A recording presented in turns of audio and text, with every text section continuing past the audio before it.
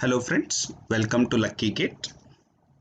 It is a question in GATE 2017 from the subject programming and asked for 1 mark. Given two lists, list 1 and list 2, we have to match list 1 with list 2.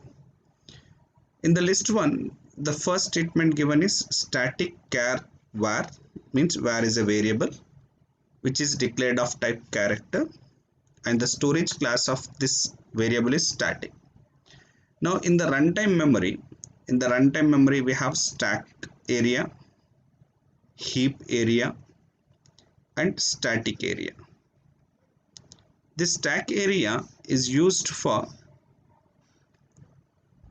activation records that we have to store during the function calls, and heap area is used for dynamic memory allocation, and static area is used to store both code as well as data, and program code will be placed into the static memory, and also it will store data, and this data is also only statically declared variables. We can call the static variables as well as global variables.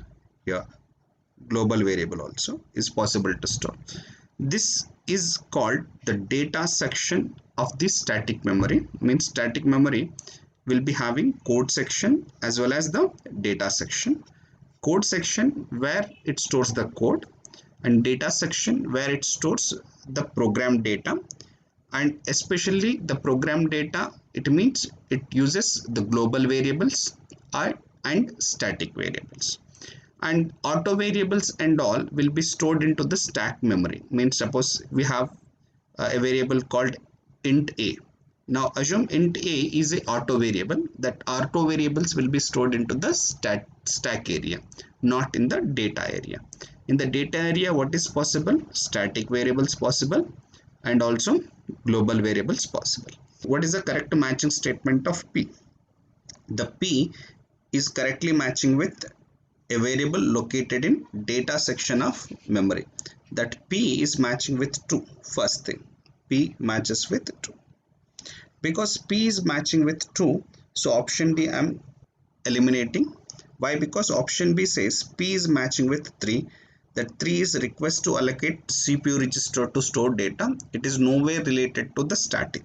That's why option D is eliminated. Now look for statement Q. M equal to malloc. Now malloc is called memory allocation function, which is there in the standard library header file. This memory allocation function will allocate some continuous memory in the heap area section.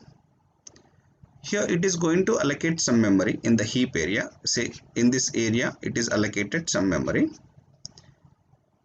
and the address of that memory is assigned to M.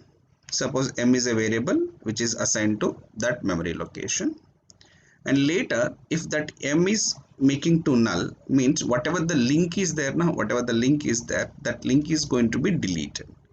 So means that link is making null.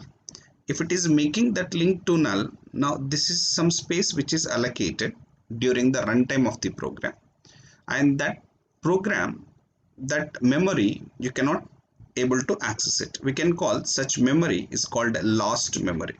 Memory is lost, means you are not able to access it. It is to be accessed if it has some pointer pointing to that location, but that pointer pointing to that location, now it made to null, so that memory is going to become lost. We call lost memory. So statement Q is matching with statement 4, that is a lost memory which cannot be freed, because that M is becoming null. Because this M is becoming null, it not makes that memory to be freed. To free the memory, it has to use a statement called free of M before you make M equal to null, right? So that statement Q in list 1 matching with statement 4 in list 2. So that Q is matching with 4. So that option B I can make it incorrect. I eliminate the option B because both option A and C is matching P with 2 and Q with 4. Now we have to check for R. Char star PTR 10. Now what is PTR? PTR is an array of 10 pointers. We can call it is an array of 10 elements, stores address of char variables. So means if you have character variables, those addresses can be stored into a PTR of 10 array. Means it is an array of 10 pointers pointing to characters. Now that statement R is matching with statement 1 because it is a sequence of memory locations to store address. Now R is matching with 1. Because R is matching with 1, then I can conclude that answer is option A. Option C is incorrect. Now look for statement S. Now what is statement S? Register int var1 means var1 is a register variable. So that var1 is going to be stored into the CPU registers instead of memory locations. So that S is matching with 3. So answer for this question is option A.